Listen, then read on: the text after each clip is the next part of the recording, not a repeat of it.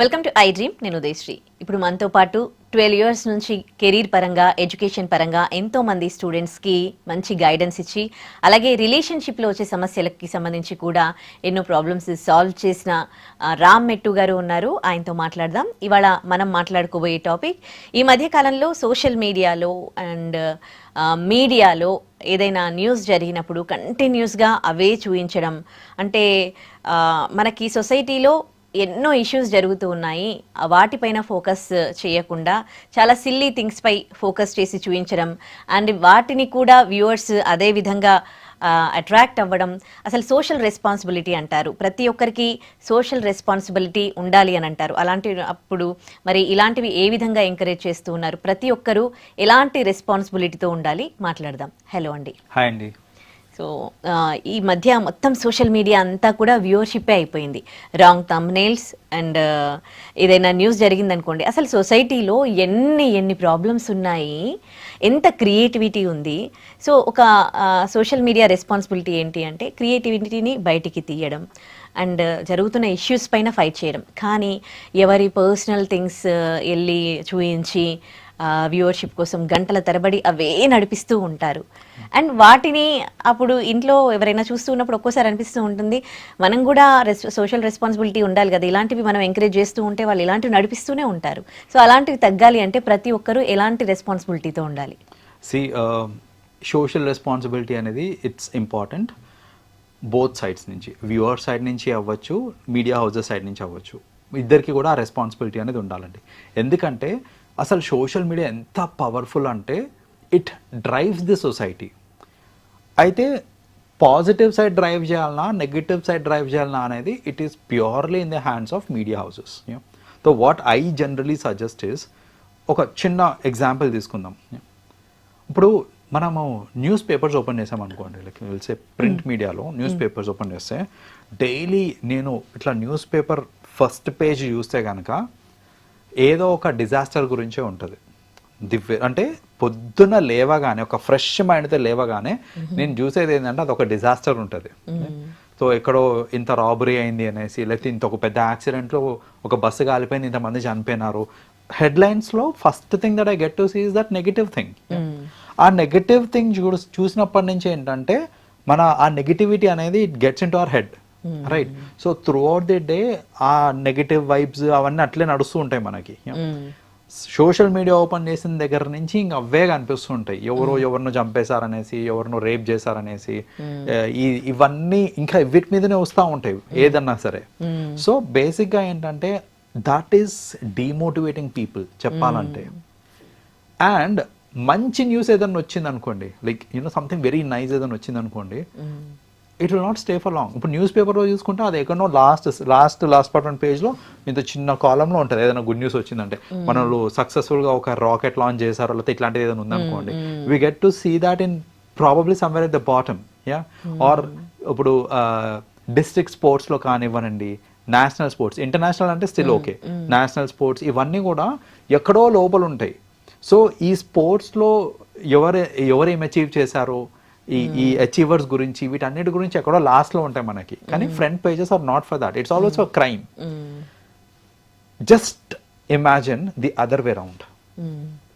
ఈ అచీవర్స్ గురించి ఎవరేం అచీవ్ చేశారు, ఈవెన్ డిస్ట్రిక్ట్ లెవెల్ అన్నా కానివ్వండి, అసలు స్పోర్ట్స్లో కానివ్వండి, ఆర్ ఏదన్నా రంగంలో కూడా ఎవరేం అచీవ్ చేశారనే పాజిటివ్ మొత్తం అంతా ఫ్రంట్ పేజెస్లో పెట్టి, ఏదన్నా డిజాస్టర్ ఉంటే ఆ మూలను చిన్న ఎక్కడో కింద ఉందనుకో, how much energy it gives us, it will fill us with a lot of positivity. Similarly ఈ సోషల్ మీడియాలో కూడా మంచి ఏదైనా జరిగింది అని అంటే మీరు దాన్ని హైలైట్ చేయండి, పుష్ చేయండి, you will get viewership from that also. Negative ఏదైనా జరిగింది అని అంటే చూపించండి, let people know about it, but somewhere at the bottom, కొంచెం వరకు, కొద్దిసేపు వరకు, మ్యాక్సిమం ఒక 1-2 hours ఆర్ మేబీ 1 day రోజులు తడబడి దాని గురించే మాట్లాడటము, దాన్నే హైలైట్ చేస్తూ ఉండడము is something which I'm against అండి. సో అలా ఉన్నప్పుడు ఏమవుతుందంటే ఇట్ ప్రొపగేట్స్ ద నెగిటివిటీ. అంటే ఇలా చూసే వాళ్ళు వాటిని ఎంతసేపు, మీరు ఇప్పుడు వ్యూవర్ చూస్తూ ఉంటేనే అది ఇంకా అరే వ్యూవర్షిప్ వస్తుంది అని అక్కడ డ్రైవ్ చేస్తూ ఉంటారు కదా. సో మరి చూసే వాళ్ళది కూడా అలాంటి అలాంటివి ఇంట్రెస్ట్గా చూడడం కూడా మిస్టేకే కదా. అలాంటివి ఇంట్రెస్ట్గా చూడడం కూడా అని అంటే ఇక్కడ ఏంటంటే కొందరు ఏంటంటే they push through a lot of SEOs వాటితో పుష్ చేస్తూ ఉంటారు. నేను రీల్స్ చూసేటప్పుడు ఇట్లా నెక్స్ట్ టైం రీల్ వస్తుంది నాకు తెలియదు, right? I keep pushing it. Obviously నా ప్రయారిటీస్కి సంబంధించి వస్తూ ఉంటుంది, but sometimes even if it is not my priority నాకు ఆ వీడియో వస్తుంది and I get to see that, right? So ఎందుకు వస్తుంది అది నా ఫీడ్లో అంటే బికాజ్ అది వాళ్ళు పుష్ చేసి ఉంటారు, ఎస్ఈఓ చేసి ఉంటారు, ఏదో ఒకటి చేసి ఉంటారు వాళ్ళు. నేనేమంటున్నాను అంటే అసలు కంటెంట్ క్రియేషన్లోనే ప్రాపర్ కంటెంట్ క్రియేట్ చేసి మీరు పుష్ చేశారనుకోండి, నా ఫీడ్లో వచ్చేటి అన్ని నాకు మంచి ఫీడే వస్తుంది కదా. సో అఫ్ కోర్స్ మీరు అన్నట్టు ఈవెన్ ప్రేక్షకులు కూడా they have their take in it.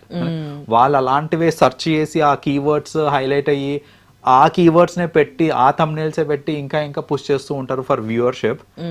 But what I say is ఒకవేళ మీడియా హౌస్ కనుక స్ట్రాంగ్గా ఉందనుకోండి ఇన్ దిస్ రిగార్డ్, దట్ పాజిటివిటీని ఎక్కువ ప్రొపగేట్ చేద్దాము, నెగిటివిటీని తగ్గిద్దాము అనేసి అన్ని మీడియా హౌసెస్ కనుక ఒక స్ట్రాంగ్ ఇది తీసుకొని ఉంటే, కమిట్మెంట్ తీసుకున్నా, లేదా అట్లీస్ట్ గవర్నమెంట్ ఇన్వాల్వ్ అయ్యి if regulation is passed as such, అప్పుడు ఏమవుతుంది అంటే ఈ పాజిటివిటీ అనేది ఎక్కువ వెళ్తుంది and people will watch accordingly, people will watch. ఇప్పుడు అంత పాజిటివ్ కంటెంట్ వస్తుంది కదా అని నేను సోషల్ మీడియా చూడకుండా అయితే ఉండను కదా, I will still watch, right? But the impact it creates అనేది బెటర్ గా ఉంటుంది మనకి. అయినా ఎఫైర్స్ అనేవి అంత పెద్ద ఇష్యూ అండి, ప్రపంచంలో ఎన్ని సమస్యలు లేవు. ఇప్పుడు ఒక ఇద్దరు పర్సనల్ ఎఫ్ఐఆర్ అది గొడవగా అయింది, పిఎస్కి వెళ్తారు, కంప్లైంట్ ఇచ్చుకుంటారు, అది ఏం జరుగుతుందో సెకండరీ. అఫ్ కోర్స్ అందులో కూడా కొన్ని మిస్టేక్స్ ఉన్నప్పటికీ తప్పు అనుకో ఎఫ్ఐఆర్ పెట్టుకోవడం, కానీ అంత పెద్ద ఇష్యూ అయితే కాదు కదా. గంటల తరబడి ఆ న్యూస్ని నడిపించి వ్యూవర్షిప్ కోసము, అంటే ఆ గంటల తరబడి వాళ్ళు నడిపిస్తున్నా మీరు ఎట్లా చూస్తూ ఉన్నారు, మీకేం వస్తుంది, how you're wasting your time here? దాంట్లో ఒక స్ట్రాటజీ ఉంటుంది. గంటలు పడే ఎందుకు చూస్తున్నారు వీళ్ళు, గంటలు ఎందుకు చూస్తున్నారు అని అంటే అదేంటంటే ఎప్పటికప్పుడు అప్డేట్స్ ఇదవుతూ ఉంటుంది. సో ఫస్ట్ ఒక వీడియోలో ఏంటంటే వాళ్ళు ఇద్దరు ఇలా కొట్టుకున్నారు అంతే, నెక్స్ట్ వీడియోలో ఏంటంటే ఇంకోటి యాడ్ అవుతుంది, కొట్టుకుని ఈ పోలీస్ స్టేషన్కి వెళ్ళారు అనేసి. సో అట్లా ఏంటంటే that kind of curiosity create చేస్తూ ఉంటారు. లైక్ ఒక వీడియో చూస్తాను నేను to know more about what exactly happened, నేను సిమిలర్ వీడియోస్ని ఇంకా చూస్తూ ఉంటాను. సో దాట్ వే ఏంటంటే పీపుల్ ఆర్ ఆల్సో క్యూరియస్, ఆ క్యూరియాసిటీ క్రియేట్ చేస్తున్నారు మీడియా హౌసెస్. పీపుల్కి కూడా ఆ క్యూరియాసిటీ వల్ల ఏంటంటే ఆ గంటల తరబడి ఇంకా ఏమైనా అప్డేట్ వస్తుందా, దాని గురించి ఇంకేమైనా తెలిసిందా, ఏంటి లేటెస్ట్ అప్డేట్ అనే ఒక థాట్ లో వాళ్ళు కూడా మరీ చూస్తూ ఉంటారు. అవును, క్యూరియాసిటీ వాళ్ళు క్రియేట్ చేస్తే మీరు ఎందుకు అంత క్యూరియస్ అయిపోతున్నారు అంటే ఏది చూడాలో ఏది చూడొద్దు అనేది అది హ్యూమన్ కంట్రోల్లో ఉండాలి, we understand. But at the end of the day we're all humans and మన సొసైటీలో మనకేంటంటే పక్కన వాళ్ళ మీద ఇంట్రెస్ట్ బాగా ఎక్కువ, మన మీద కంటే పక్కన వాళ్ళ మీద చాలా ఇంట్రెస్ట్ ఎక్కువ. సో ఆబ్వియస్లీ పక్కనోడు జీవితంలో ఏం జరుగుతుంది అనేది we're always interested and curious, we keep peeping into others lives కదా. సో దాట్ వే ఏంటంటే ఈ సోషల్ మీడియాలో ఎవరో లైఫ్ గురించి నాకు సంబంధం కూడా లేదు, కానీ ఐఎమ్ క్యూరియస్ టు నో ఏంటి అనేది. సో బికాస్ మనం చిన్నప్పటి నుంచి బ్రాటప్ అయిన సొసైటీలో ఆ క్యూరియాసిటీ అనేది పక్కన వాళ్ళ మీదే ఎక్కువ ఉండే. ట్రస్ట్ మీ, ఆ క్యూరియాసిటీ కనుక మనము if we turn it towards ourselves, our own progress, our own life, you will have a very beautiful life అండి. కానీ జనాలు కూడా అంటే జనరలీ అలా అలవాటు అయిపోయి ఏంటంటే పక్కన వాళ్ళ మీద ఎక్కువ క్యూరియస్ ఉంది, వాళ్ళ మీద ఎక్కువ ఇంట్రెస్ట్ పెట్టడం అనేది అలవాటు అయిపోయింది మనకి. కరెక్ట్, బాగా చెప్పారు. రైట్, థ్యాంక్ యూ అండి. You welcome. ఎంత దారుణం అండి అసలు. సోషల్ మీడియాలో పరిచయమైన ఒక అబ్బాయి కోసము కన్న తల్లిదండ్రులని వాళ్ళ అతను అంటే తన ఇంటెన్షన్ అది కాకపోవచ్చు, ఏదేమైనప్పటికీ వీళ్ళు అట్రాక్షన్ని వీళ్ళు కంట్రోల్ చేసుకోలేకపోతూ ఉన్నారా?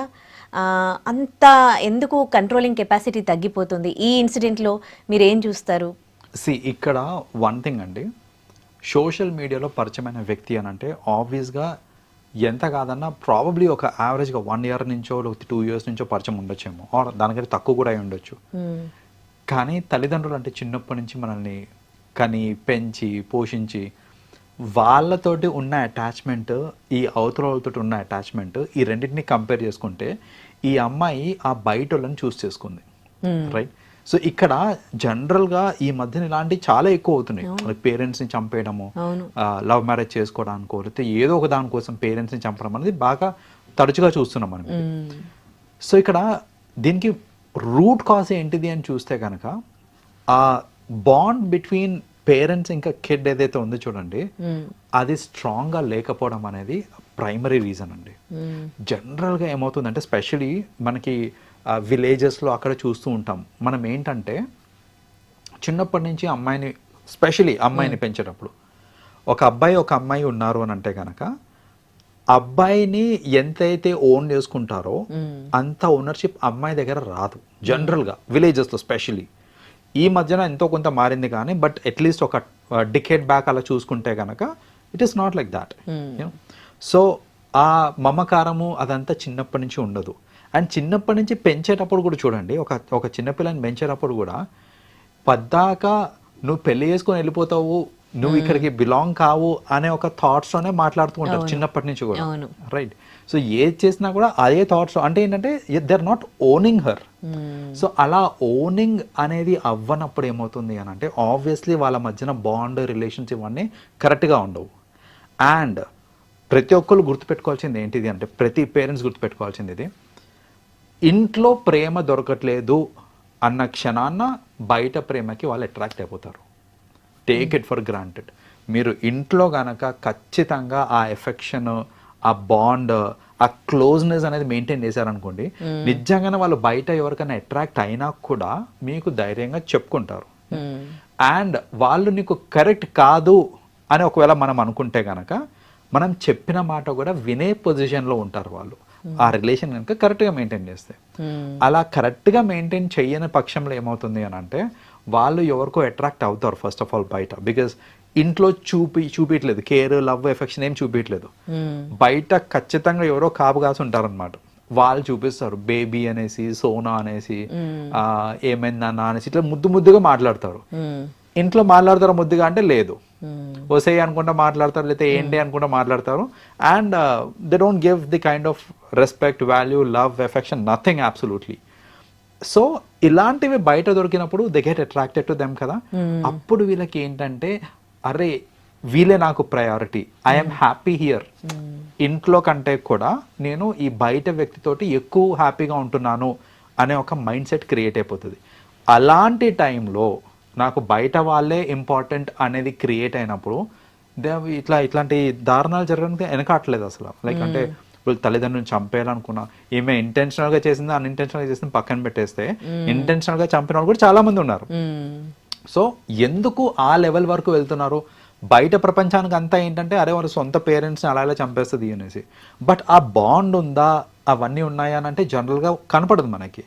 సో మనం అంటే పేరెంట్స్ జాగ్రత్త పడాల్సింది ఏంటిది అని అంటే, మన పిల్లలు అది అబ్బాయి అయినా కానివ్వండి, అమ్మాయి అయినా కానివ్వండి, if we take the ownership and వాళ్ళకి ఇవ్వాల్సిన కేర్, లవ్, ఎఫెక్షన్, ఇంకా ఆ బాండ్ అనేది అలా మెయింటైన్ చేశారనుకోండి, ఎంత వయసుకి వచ్చినా సరే ప్రయారిటీ పేరెంట్స్ అనే ఒక ఇది అనేది ఉంటుందన్నమాట. Like right, so until they grow up and come to a certain stage ఆ ప్రయారిటీ అలా మెయింటైన్ అవుతూ ఉంటుంది. సో ఫ్యామిలీ మెంబర్స్కి ప్రయారిటీ ఇవ్వాలని చిన్నప్పటి నుంచి మనం నేర్పించామని అనుకోండి, ఈ బయట వాళ్ళు ఎప్పటికైనా బయట వాళ్ళే అనే విషయం తెలుస్తుంది. సో ఇప్పుడు ఒక ఎక్స్టర్నల్ పర్సన్ సోషల్ మీడియాలో పరిచయం అయ్యాడు అని అంటే ఇట్స్ ఎంత దారుణం అది. సోషల్ మీడియాలో పరిచయమైన వాళ్ళ కోసం తల్లిదండ్రులను కూడా లెక్క చేయలేదు అని అంటే. సో ఇలా కాకుండా ఉండాలి అని అంటే ఫస్ట్ అంటే ఇది ఎందుకు అయ్యింది అనే ఒక రూట్ కాజ్ చూసుకుంటే కనుక ప్యూర్లీ బికాజ్ ఇంట్లో ఆమెకి దొరకని సంతోషం బయట దొరుకుతుంది కాబట్టి she preferred that person. Okay ఈ ఇష్యూకి వచ్చేసరికి అమ్మాయికి ఇంట్లో పేరెంట్స్ అంత కేరింగ్గా లేరేమో, ఓకే దట్స్ ఫైన్.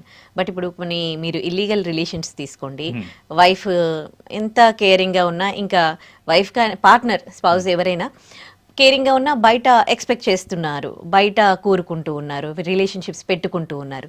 మరి ఇంట్లో ఇచ్చే లవ్ సరిపోకనా? లవ్ ఉన్నా కానీ, కేరింగ్ ఉన్నా కానీ బయట చూసేవాళ్ళు కూడా ఉన్నారు కదా.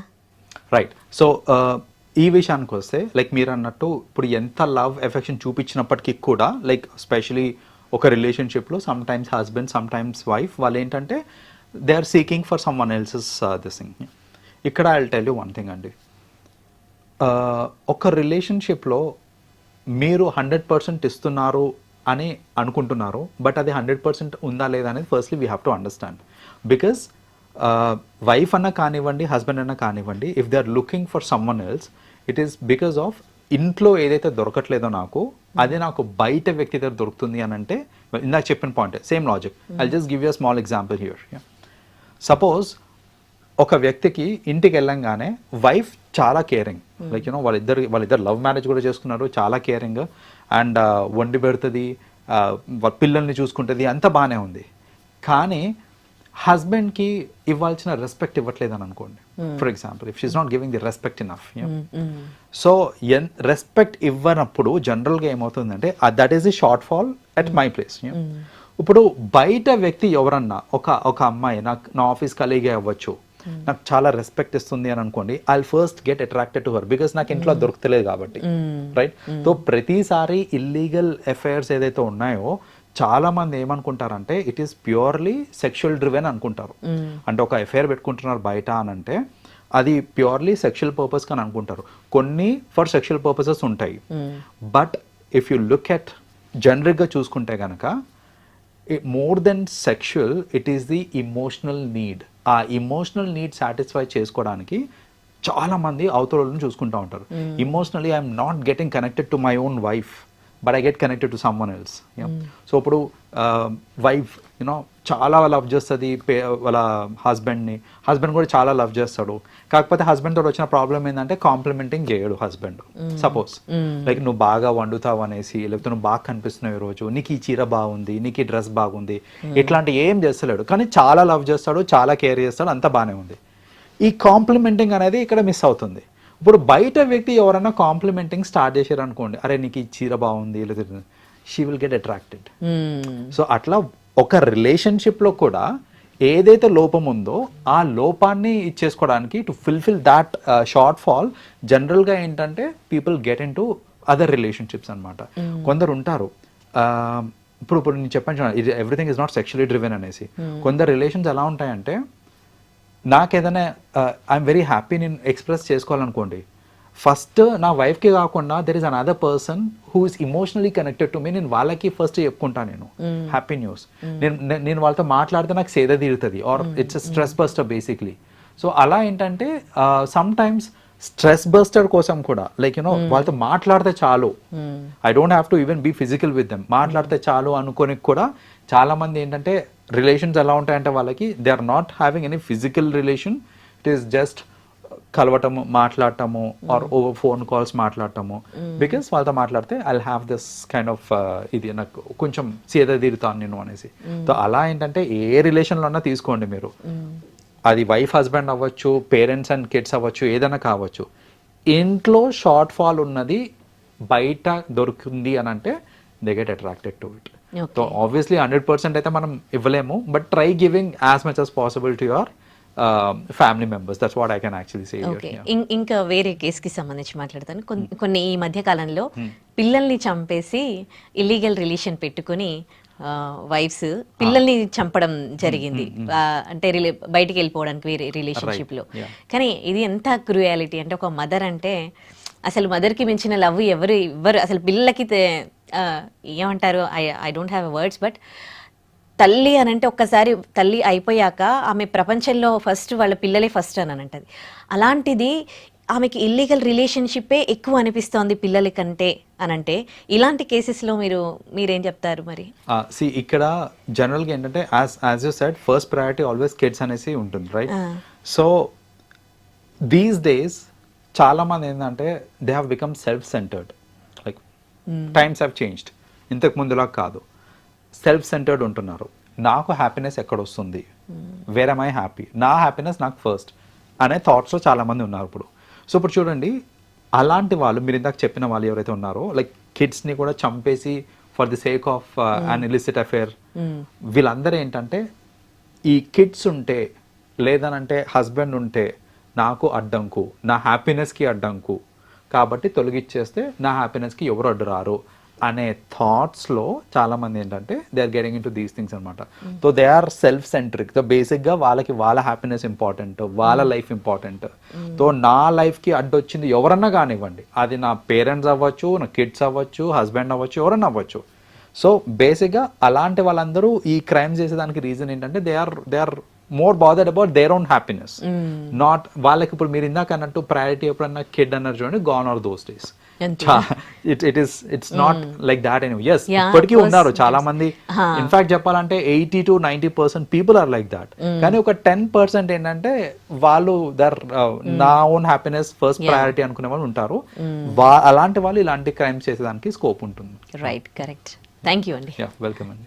And for more videos, Please subscribe to iDream. Please subscribe to iDream. Please subscribe iDream. And please subscribe to iDream. For more videos, subscribe to iDream. please like, share, and subscribe to the channel. Congratulations, iDream. Subscribe to iDream.